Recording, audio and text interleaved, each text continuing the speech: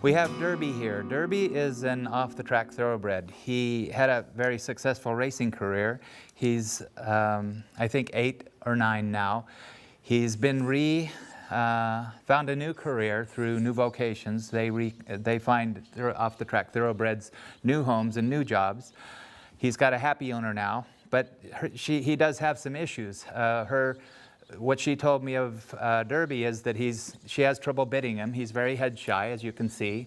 99.9% of head shy horses, in my experience, end up having a lot going on in the poll. He also has what I call the mystery hind end lameness, which is intermittent hind end dysfunction. They've injected his hocks. The vets checked his stifles. They suspect maybe the stifles, but mostly it's a mystery, and it shows up as intermittent soundness, short-stridedness behind, and it's if you can't find anything in the feet and legs or in the sacroiliac joint, then it's usually muscular. It's a deeper groin. Well, I'll talk about this in a second. It'll be a deeper issue, like a muscle strain or spasm deep up in the groin or in the psoas muscles. Now, when you first have a horse that might be fussy or fidgety or isn't just going to accept the work like Primo and Carl, then the first thing you want to do is give them a chance to settle. You don't just go right to work. I'll keep them on a loose lead. Just ask them to stay in the neighborhood and just give them a chance to get used to what's going on. That's the first thing, and that's usually the most effective. Now the second thing, we notice he's dropped and he's already yawning. I haven't done any work on this horse at all, but just the effect of just waiting and giving the horse a chance to settle and not just going right for what might be bothering him is going to help him to release tension. So he's doing that already. This is even more effective than normal. Now, I'm going to start. I don't think he's just going to stand for everything like the other horses, so this will be a good opportunity to see how to handle this kind of thing. He's a little mouthy because often horses that are uncomfortable are mouthy, but he's letting some of it go. I'm going to start with the bladder meridian on Carl. All right, I'm going to put this lead rope over his back so I don't have to worry about it. I'm going to keep a loose hand on his lead rope unless he gets nippy.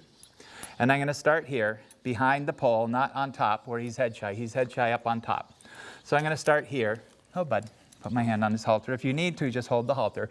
The more tense you are, the harder time you're going to have. So keep your arms soft and your hands soft. I'm going to start here. I'm going to start this far away from his pole, because that's where it's comfortable for him. And let him get used to that, okay? Now I'm going to come in and see if we can that's too much for him. So this far away is bringing his awareness to the pain. It's bringing his attention to it in a way that he can't brace against it. Did you notice when I touched him, he went up? So we're going to wait here for a second and just give him a chance to release some of this without actually having to touch him. Starting to work. I'll let him go down. I'll let him drop his head as long as he's not trying to evade it. So we're going to come down a little bit. Even here, he's a little uncomfortable. So I'm going to see if I can connect here a little, down farther away from his pole. Soften your arms, take a deep breath, and continue down the bladder meridian. And we're going to get lots of blinks in here, and I'll pick some place to stop, or I might come back up to this point. But I just want to explain, why is a horse come to the owner with that kind of head shyness and tension in the pole? Off-the-track thoroughbreds often have had kind of a rough time, not necessarily rough, but they're started young, they're not handled a lot. A horse that's been tied hard and taught not to pull back by tying hard, and they pull back against the halter, often will get jammed up in this area. And they'll carry that. They'll carry it for a long time. They won't let it go themselves. That's one possibility for this head shyness. I'm going to keep going. Another one might be hitting the head, going over backwards, or hitting his head in the stall or in the trailer. Another possibility might be sore front feet. I'm going to continue down here very slowly. Now, the first defense against having a horse get very upset is going slow enough and light enough, okay? Now he's feeling something right in here. I'm going to stay here lightly with just my palm, barely touching, and give him a chance to let some of that go. And then we're going to work our way back up to his pole. So we don't want to start where it's the most uncomfortable for the horse. You want to start where it's more comfortable for the horse and then move into the more difficult areas. So if you're having trouble with the pole, he's feeling it in here, I'll walk with him. When he moves, you walk with him. Walk with him. Just walk. When you're working in the stall, he can only back so far. So I'm staying lightly here on his shoulder. I'm going to continue on over his withers, and then I'm going to come back up to his pole. He's telling me there's a lot going on here too. You can see that. Don't walk through the rail, buddy. That's as far as you can go. And we're just going to wait. Okay. Good boy. And just give him a chance to feel that. The only thing that interferes with this is eating, food. You can only back in so far, buddy. He's getting uncomfortable with this, so I'll back off a tiny bit, a couple inches. It's okay if he chews the lead rope. Now he's starting to let it go. Often they'll need to chew something to let it go. If they're mouthy and they don't want to show it, they'll chew on the lead rope. That's okay. It kind of helps them get to licking and chewing. We're going to lead him back up here. Come on up here, buddy. Good boy. And I'm going to come back up to the pole and see if he can handle that. He's a little more comfortable with that now. So the next thing I'm going to do, you can spend more time on these points than I'm going to spend. It's actually easier the more time you spend on the points.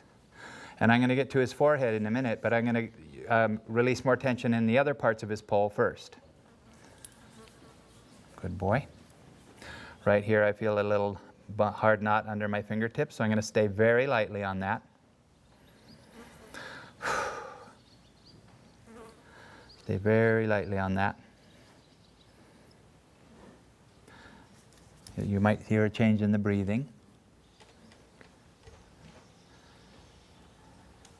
I'm going to take my hand off just for a second to see what he has to say. What do you have to say, Derb? Step back and give him some space. If I were in the stall, I could just step all the way back. I'll turn him all the way around here. It does help every once in a while to ask the horse to move his feet around. They'll start standing and they'll brace in one position. And I'm going to ask for a little movement now. If he's comfortable with my hand down here on his nose, I'm going to find that spot again and ask for a tiny wiggle here. Tiny, tiny, tiny wiggle. He feels that, so I'm going to go tinier wiggle. Soften, wiggle, soften, wiggle, soften. I'm going to come down under here. It's okay, bud. Bend his nose this way and wiggle, gently, soften, gently, soften, gently, soften, and work my way up here. Work my way up here, gently, soften, gently, wiggle, soften, gently, wiggle, soften. And then when I get my fingers up towards the top, he gets a little uncomfortable, but I'm going to see if we can get him to let some of that go. On the top. Good boy. And then we're going to turn around and do the other side. You go back and forth. If you stay too long on one area, the horse will start to get resistant or sore or sensitive there. So I'm going to give him one more little wiggle here. Come here, give me a little nose. Gently wiggle when he stops fussing. Wiggle, wiggle, wiggle, wiggle. I'm getting movement in this junction. Wiggle, and I'm focusing his attention on the spot I want to wiggle. Good boy. We'll come down here with him because he's comfortable down here. Good boy. I am going to point out one thing that I noticed on him when I was walking through the barn. Do you notice it's sometimes hard to see? It's a subtle bulge here under the eye. Horses that have this bulge often, in my experience, have a lot going on in the pole and atlas. It's almost like there's a pressure under the eye that causes this bulge here. Now, they might have just confirmation that they'll have that bulge, but you're going to start to notice when you have fine horses that have that bulge that often they have a lot going on. I'm going to turn him around and do the other side a little bit. Come here, bud. And I'm just giving you some examples of things to do, how to handle the front end with a horse that's very head shy or uncomfortable with this, because you want to spend a lot of time on them and you want to do it in smaller increments. You don't want to do it all at once. So we're going to come to this side. I'm going to search right here. Soften my fingers. Soften more. Soften more. Keep your hand here, so if they want to nibble on you, you can kind of ask them not to without bracing. I'm going to come down and wiggle here. Wiggle here. Wiggle here. Work my way back up. See if I can come up on the top. Wiggle. Rest my fingers on the top. Rest my fingers on the top. Wiggle. Just wiggle this area. Okay. And soften. Wiggle and soften. Wiggle and soften. We'll go down with them, because when they relax, if their head comes down in a relaxed way, it's actually very good. Then we're going to step back and see what he has to say. Let him feel that. You just stand right there, and you feel that. Good boy. And then we're going to go to his forehead. So if he doesn't have anything to say, we'll just keep on moving forward with it. It's going to build up, okay? Come here, bud. Let's move your forelock here. I'm going to do a little right on his forehead and see what we can find.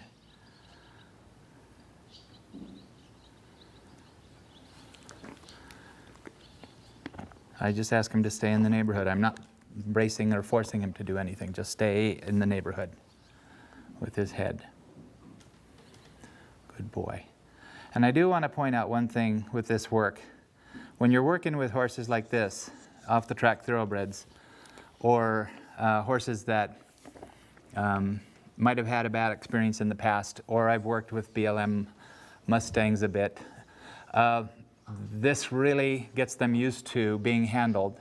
It really can gentle a horse, not only by relieving the tension that they have, or the baggage they might have brought with them, but simply by the fact that it's that the horse feels better afterwards and it's not forceful. And you're following the horse's body language. Now I'm getting over behind his poll with this, gently behind his poll.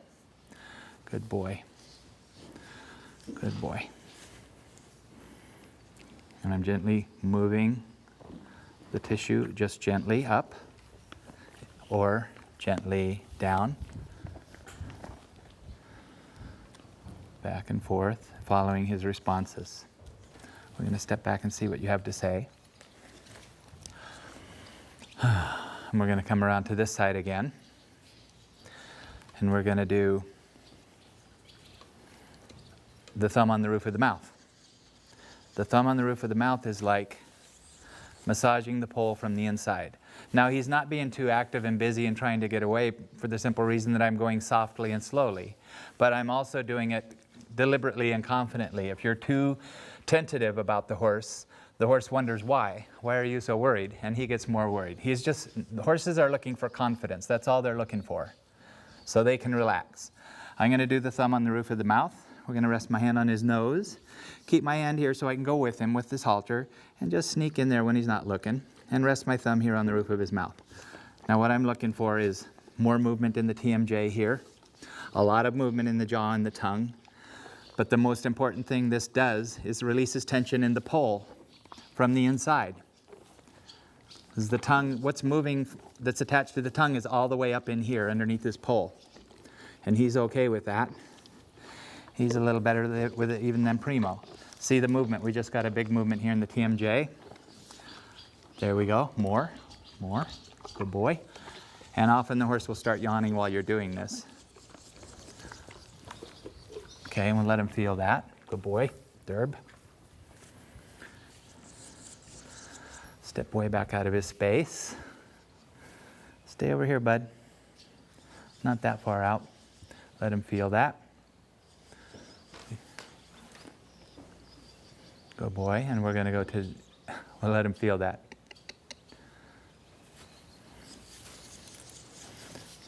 As long as he's turning around, we're going to do a little on the other side. Come here, bud. Good boy. Step over here. Step back and over. Good boy.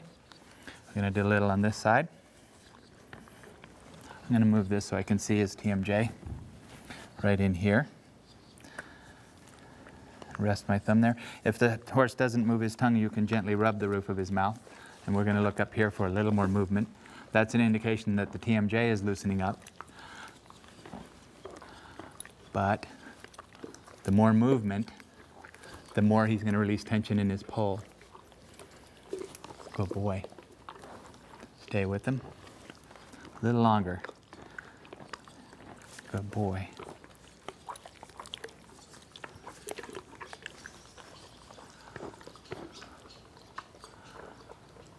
See, he's starting to enjoy it, actually. Yeah, okay, we're getting some yawns here. I'm not grabbing, I'm not pushing hard, I'm just going with him. Good boy. While he's thinking about that, I'm going to get a little more movement in here, and I'm able to get on top now that his head is down. Get a little movement, a little movement, a little movement, a little movement, a little movement, a little movement, searching down here. Good boy. Ask for a little more. There we go. Let him feel that. Okay, Derb. Sometimes that third eyelid will roll when they yawn. When the third eyelid rolls back, that's a really big, deep release. Another tip, when they step on your toe, move it.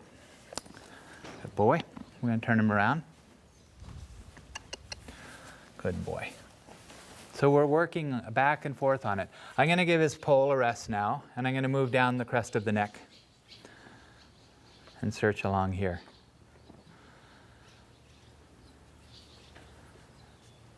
Right in here. This is where earlier on, he gave me some responses, so I'm going to stay here. He does a lot of eyelid rolling. Eyelid rolling is pretty deep release of tension when they roll the eyelids. I'm really happy with those. You don't hear many people saying that. I'm really happy with your eyelid rolling. You notice sometimes when the horse is, they're used to being a little bit taking care of themselves. Stay with me, buddy. And they step towards you, they'll step where your foot is. So if you're aware of that, all you have to do is move your foot. That's an easy solution. So stay here, bud. Good boy. No. I want him to stay here simply because you won't be able to see what's going on if he leaves over there, goes out there. Yeah, right in here. Oh, bud. Now, if the horse does a walk around during this, you can just walk with him. I'll just demonstrate. I wanted to keep him in the neighborhood for the video, but if he does move around, just walk with him. Walk with him. Good boy. Step back, champ. And if we don't, there's a lot going on right under here. You can see. See, just moving around gave him a little bit of a chance to, I'm asking him to stay in the same place a lot for the video, but if you're in the stall with the horse and he wants to move around, you can move around with him. If it turns into just you're doing laps around the stall with him and nothing's happening, then you'll want to stop him. I'm going to keep going over the withers here. Good boy.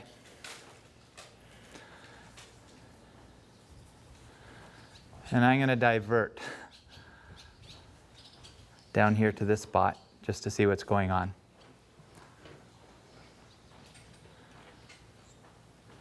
And I'm going to check this spot. If you were working on the horse with more time, you would spend more time on these. We're not saying anything there. I'm going to keep going with the bladder meridian. We got a little loose with this pole, a little bit of looseness, and we're going to come back to that again. Like I said before, if you stay too long on one area, when you're loosening things up, the horse can get sensitive there and start to brace against it or fuss too much. So you get to peel off a layer or two, then go back and peel off another layer.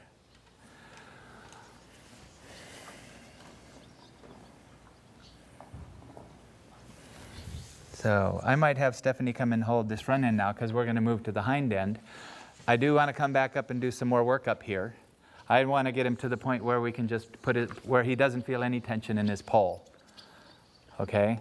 So, but I want to do it in increments. As we move to the hind end, I'm going to ask Stephanie to hold him because he's probably going to move around a lot when we start finding stuff back there. So it's okay to have a handler. If the horse continues to fuss with the handler or bite the handler can loop the lead rope through a bar. Why don't we show them over here on this one onto your left. Stephanie, over here. Oh. You can loop the lead rope through the bar, and then you can hold if I'm the handler, I can hold the horse without worrying about getting nipped. So I'm out of range here. I can shorten it or let it out as I need. So if the horse is unhandleable or bites the handler too much, that's an option. I wanted to just show you that. But Stephanie's going to take him back over here and try to stay out of his teeth. So I'm going to start here and work my way back. I'm going to just do some checks. The withers wiggle a little bit. I want to work my way to the hind end because he has a mystery hind end issue. I've demonstrated some of these techniques on the front end on the pole that are very effective for this. I would go back and do some more of those, but for the purpose of the video, I won't have time to spend all the time I want to on his pole. Every time I work on his pole, it's going to peel off more and more layers of this tension till we get down to the root of it.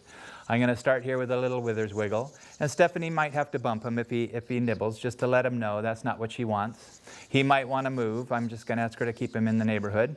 So search, wiggle, soften, wiggle, soften. Come on back, wiggle, soften, wiggle, soften. Come on back, wiggle, soften. Right on this one, we're getting quite a bit. Wiggle, soften.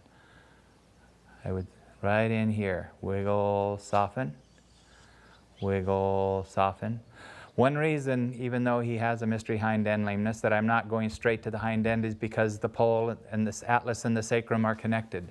The lower neck and the pelvis and sacrum are connected. The more we work in this area on the pole in this area before we get back here, the easier it's going to be back here. You can see already he's starting to relax behind.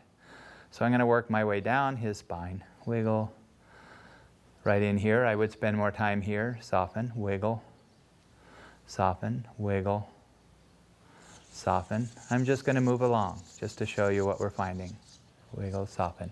I'm going to continue on down his lumbar, searching for responses. Now, the psoas area, as I said before, is going to be a very important area for this horse because anything that's going on behind is going to create tension in the psoas muscles. They're going to try to guard it, and they're going to become part of the problem. So you're going to spend a lot of time in the psoas. While I'm in the psoas area with this, I would normally be waiting. I'm going to continue searching down the sacrum with this hand, looking for spots along the sacrum. One thing I noticed on him, right off the bat, was a pretty tight left hamstring muscle. And so I'm going to stay here, and then I'm going to show you what I see back there by turning him. Before I do that, we're just going to stay here. He's feeling something back here. We're just going to stay here for a minute and give him some time to feel what's going on back here. Good boy. Come on down.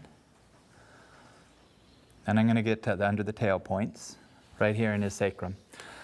He's feeling it in his left hamstring. I'm going to turn his rump towards the camera a little bit. Move that way, buddy. Move that way. You can notice, even a little more. A little more, buddy. Rump to the camera. Good boy. There we go. Relax. I'm going to lift his tail. You can see the development in his hamstring muscles here. You can feel see that development there. And he feels it. He feels it down there. And he has a development on the right hamstring too, but it's not nearly as big as on the left hamstring. And his responses here, as I run my fingers very lightly down, aren't as big as down the left. I'm going to continue down here.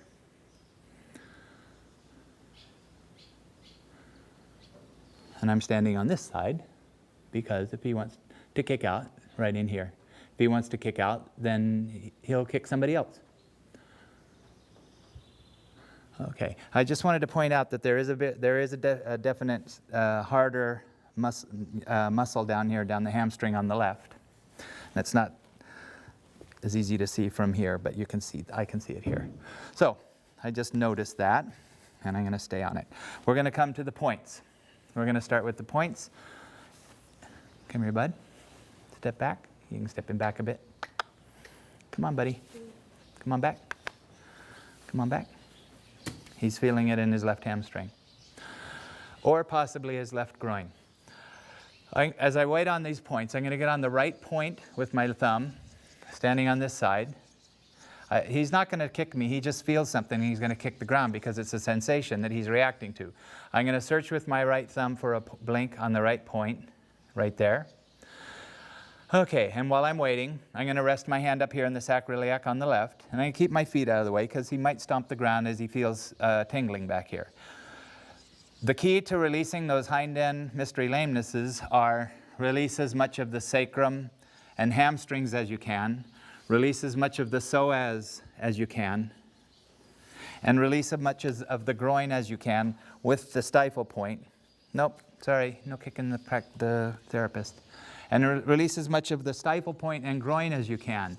Those three in combination will often improve that mystery hind end lameness.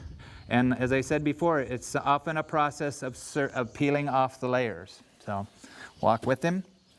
When they walk with them. If you're working alone and the horse keeps walking, tie the horse.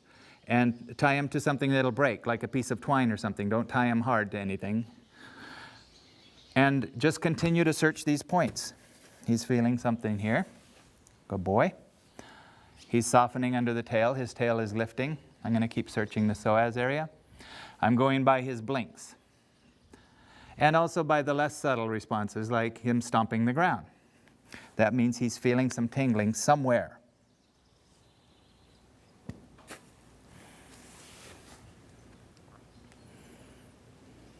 Okay. I'm going to switch to the other side and do the left point. We're going to step him back out here a little bit. Out into the light. Good boy. Come on, move over. Good boy. Let's stand right there. I'm going to come down the right. Let's turn him his head this way, Stephanie, and I'll do the right side. Now, if I were working on him with more time, I would spend more time over there. And we can put his head right over there. Good boy. Move your rump over a little bit. Okay, champ. And then forward as much as you can. Good boy. Stand right there, Derby. I'm going to get on the left point with my hand under his tail and my thumb on that point. If you can't get under there, if they're so sensitive that you can't get under there, you need to just come in gently from the side and then sneak up on it. Do a little rest here, and then come in and get a little closer, keeping an eye on their ears and their face, and just slowly come in. If you can only get an inch from it, stay an inch from that point. Often, these are very sensitive because of hamstring tension. They'll be really sensitive on these under the tail points. He's okay with this on both sides. I'm going to rest my thumb on the left side. I'm going to search. I'll search the psoas. Good boy. On this side. He's not saying a lot, but his breathing is changing.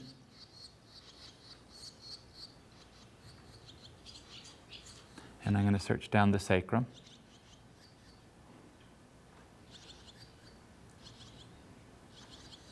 Right there. So you see how this works. You're just going to spend time on the points that he's giving you responses on, with the mystery hind end lameness making sure that you release as much of the psoas area, as much on the sacrum, with the sacrum, along the sacrum, accordions under the tail, PS point between the legs. We'll see what he says. Often, the groin and this PS point, that's a ventral chain tension from the sternum, from the hyoid to the sternum, down the center of the belly, up into the groin. You'll get a response at this PS point because there's tension all the way up between the legs, up the belly between the legs. Okay, so we've done the PS point. Not as much time as I'd want to spend. I'm going to search these other points right here, pelvic point. This area here often goes with sore stifles. So I'm going to stay here a little bit, see what he has to say. I did want to talk about stifles a little bit. If the horse is too sensitive or sore to do inside the stifle, he's not. I'm going to do it very lightly with 2 fingers on the stifle point. You can do the outside of the stifles. You can release tension on all of the muscles and tendons and ligaments that are associated with the stifle by searching for blinks on the outside as well as the inside. And you're going to pay attention to where the horse releases the most tension. Whoop, the groin. I'm going to not go up there so far. Just stay soft. He's uncomfortable in the groin.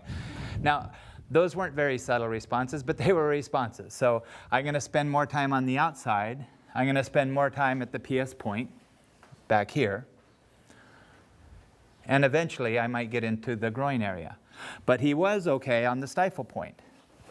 I'm standing up here forward where it's safer.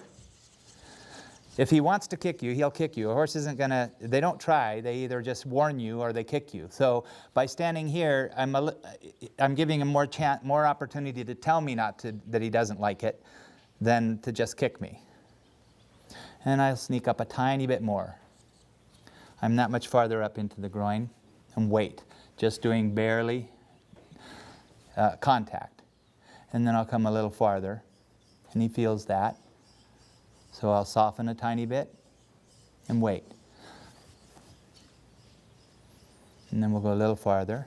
I'll soften a little bit and wait. And I can feel when I get back to again, these hamstrings, when I get back closer to the groin muscles behind towards the hamstrings, that's where he's sensitive. So I'm going to spend more time back here on the hamstrings. But a process of just continuing to go back and forth and searching for what the horse likes or what he doesn't like. They both mean something. You'll get an idea of where the problem might be, and you'll start the process of releasing it. Does that make sense to you, Stephanie? It does. Yeah. I'm not going to solve this horse's problems in the course of this. The left hind seems to be more uncomfortable in general in the course of this video, but I just want to give you a sense of how this is working. We're bringing his awareness to something he's been blocking out till the point that he's not sound. He just blocks it out and goes till he can't go. And so we're bringing his awareness to these areas in a way that he can't brace against it. So I'm going to do a little rocking here. And as I said, there's a lot more I can do, but you have the tools now. You have the points, you have the responses, you know what to look for, and you have some idea of general areas to search. I'm going to do some accordions. I'll do them from here. I'm going to do some accordions. You have the tools, you know what to look for, and you have some ideas of what the problems might be and what you might be able to do to fix them to start to affect some of these hind end mystery lamenesses right in here. This is where the groove was on Carl.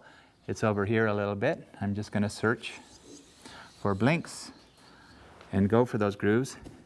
Put his awareness on that discomfort so his body can release it. Okay, just put his awareness on it. That's all we're doing. We're not trying to fix it.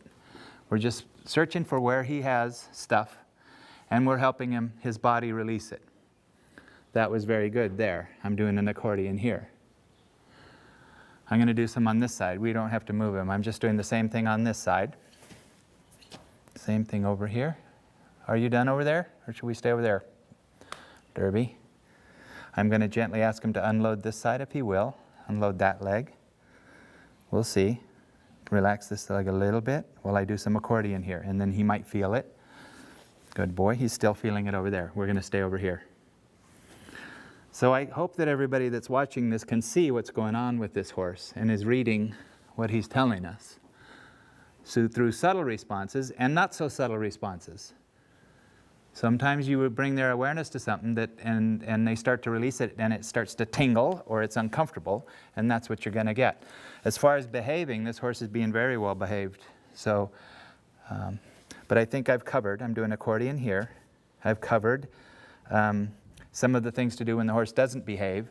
Loop the lead rope through the bars or tie him to something that'll break if he pulls back. If the horse goes back and forth while you're doing these points, walk with him. Just walk with him. If the horse moves away and your hand comes off, he's going to do it again. He just learned that by moving away, your hand comes off. So when the horse moves away, you want to stay with him. You don't have to push. You just have to keep exactly the same pressure and stay with him. Ask him to move his head this way and his rump that way. Let's say he didn't like this and he's moving away. I just go with him. Just go like this, okay? Don't change anything.